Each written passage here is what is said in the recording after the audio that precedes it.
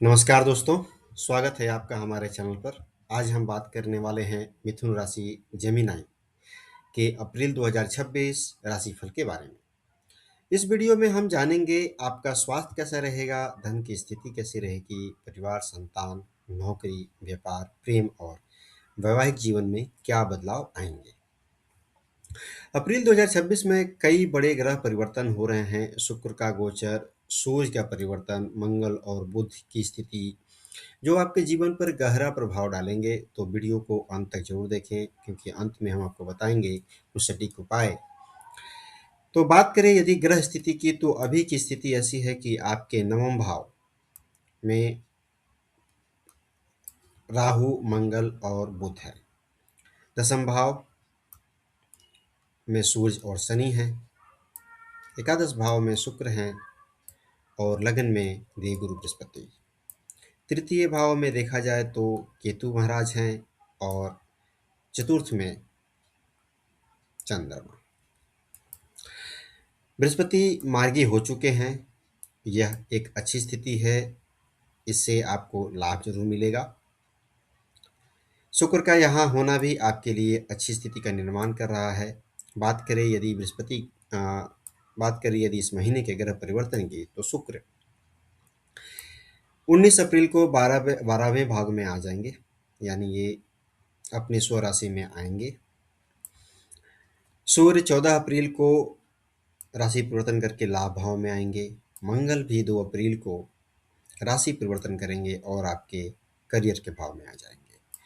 पीछे पीछे बुध भी 11 को करियर के भाव में आ जाएंगे।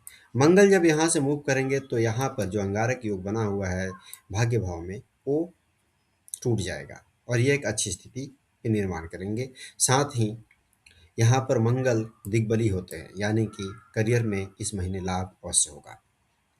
तो आइए एक एक करके जानते हैं कि जीवन के सभी पहलुओं पर इस महीने कैसा प्रभाव रहने वाला है। बात करें स्वास्थ्य की, तो इस महीने स्वास्थ्य के मामले में आपको मिश्रित परिणाम मिलेंगे। लग्न में गुरु का होना आपकी मानसिक मजबूती को और सकारात्मक सोच को दर्शाएगा। आप कठिन परिस्थितियों में भी आसानी से खुद को संभाल ले जाएंगे।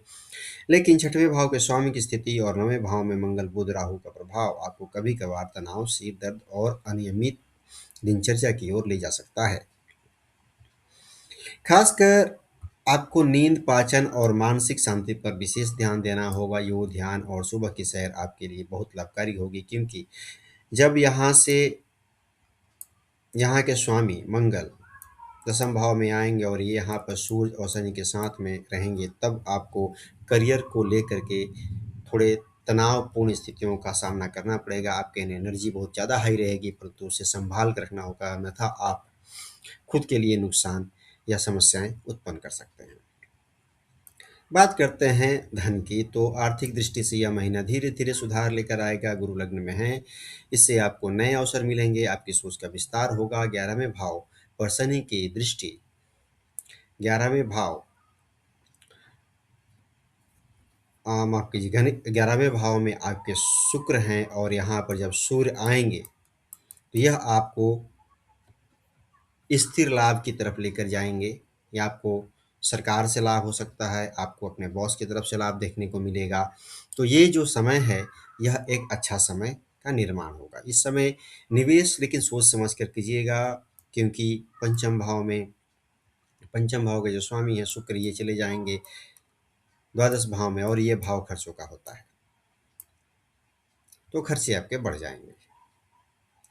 बात करते हैं परिवार भाव की, तो पारिवारिक जीवन इस महीने सामान्य से बेहतर रहेगा। चंद्रमा 4th हाउस में है, घर में शांति और भावनात्मक जुड़ाव को बढ़ाएंगे, लेकिन कभी कभी आपकी बातों में तीखापन आ सकता है, जिससे छोटे मोटे विवाद हो सकते हैं। आपको अपने शब्दों पर नियंत्रण रखना होगा। घर में किसी शुभ कार्य या खरीदारी का योग भी बन सकता है, क्योंकि इस दसम भाव से शनि, सूर्य और मंगल जब यहाँ आएंगे, इन सब की दृष्टि, सम्मिलित दृष्टि आपके चतुर्थ भाव पर होगी।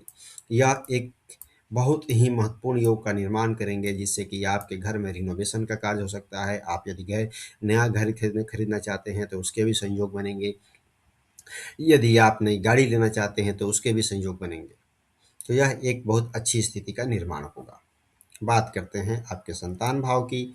तो संतान भाव के स्वामी अभी बैठे हुए हैं लाभ भाव में और इनकी सप्तम दृष्टि सीधे इसी भाव पर आ रही है। यह एक बहुत ही अच्छी स्थिति का निर्माण हो रहा है। साथ ही देवगुरु बृहस्पति की पंचम दृष्टि भी यहाँ पर है, यानी संतान के मामले में यह महीना बहुत ही अच्छा प्रतीत होता है।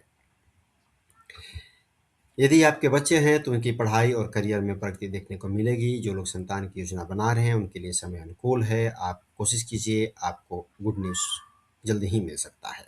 हालांकि राहु और मंगल प्रभाव कभी कभी चिंता दे सकता है। धैर्य बनाए रखें, चिंता की कोई बात नहीं है। बात करते हैं नौकरी की। तो यह महीना करियर के लिए बहुत महत्वपूर्ण रहने वाला है, क्योंकि करियर भाव का स्वामी महीने के दूसरे ही दिन दसम भाव में आ जाएगा, जो कर्म का भाव है। तो छठे का स्वामी जैसे ही यहाँ आएगा, यह आपके करियर को आगे बढ़ाने के लिए एनर्जी से भरपूर कर देगा आपको। आप पाएंगे कि आप वो सारे काम जो बहुत दिनों से टाल रहे हैं उसे फटाफट खत्म करने में सक्षम हो गए हैं, और काम आपके पास टिक नहीं रहा है। काम आएगा और ख़त्म हो जाएगा। आपका एटीट्यूड इसी तरह का बनने वाला है। 10वें भाव में शनि और सूर्य का संयोग आपको कड़ी मेहनत करवाएगा, लेकिन साथ ही उपलब्धियां भी दिला सकता है। आपको ऑफिस में नई जिम्मेदारी मिलने का पूर्ण योग बना हुआ है, सिर्फ बॉस के साथ बिगाड़िएगा नहीं।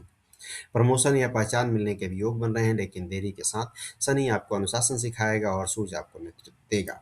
अगर आपने सही दिशा में मेहनत की तो यह समय आपकी ज़िंदगी बदल सकता है, लेकिन ध्यान रखें, ईगो और जल्दबाजी से नुकसान हो सकता है। तो थोड़ा संभल कर चले। यह बहुत अच्छा समय है, आप कोशिश कीजिएगा तो आपको नई जॉब भी मिल सकती है। बात करें व्यापार की, तो व्यापारियों के लिए यह महीना रणनीति बदलने का समय है। 7वें भाव के स्वामी और 10वें भाव में शनि सूर्य की युति यह संकेत देता है कि पुराने तरीकों से अब उतना लाभ नहीं मिलने वाला। आपको नई योजना और नए कॉन्ट्रैक्ट बनाने होंगे। भाग्य भाव में राहु और बुध का होना आपको नए अवसर तो देगा, साथ ही इस भाव पर देवगुरु बृहस्पति की भी अब सीधी नवम दृष्टि है। तो यह भी एक अच्छी स्थिति का निर्माण कर रही है, लेकिन यह अवसर रिस्क के साथ आएंगे। पार्टनरशिप में सावधानी रखें, नए क्लाइंट मिलेंगे। विदेश से जुड़ा काम लाभ दे सकता है। यदि आप डिजिटल, ऑनलाइन या टेक्नोलॉजी से जुड़े बिजनेस में हैं तो यह समय तेजी से ग्रोथ दे सकता है। बात करते हैं प्रेम और दाम्पत्य जीवन की। तो प्रेम के लिए यह महीना तो बहुत ही शुभ है, क्योंकि प्रेम के कारक शुक्र और देवगुरु बृहस्पति जो ज्ञान और धैर्य के कारक हैं, इनकी दृष्टियां आपके प्रेम भाव पर पड़ रही हैं, जो इस भाव को अति शुभ बना रही हैं। राहु का प्रभाव गलतफहमियां बढ़ा सकता है, छोटी बातों पर बहस हो सकती है, परंतु चिंता की बात नहीं है, क्योंकि देवगुरु बृहस्पति की नवम दृष्टि के कारण राहु भी कंट्रोल में ही रहेंगे। तो वो ऐसा कुछ खास गलत प्रभाव नहीं पड़ने वाला है।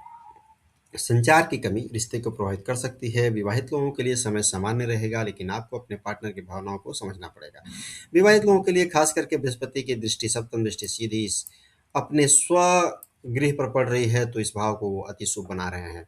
यहाँ चिंता की कोई बात ही नहीं है। आपको पूर्ण लाभ मिलेगा, गृहस्थ जीवन अच्छा चलेगा। आपका पार्टनर जितना ज़्यादा धर्म कर्म में ध्यान देगा, उतना ज़्यादा आपको लाभ होगा। बात करते हैं इस महीने को और शुभ बनाने के लिए उपाय क्या करें।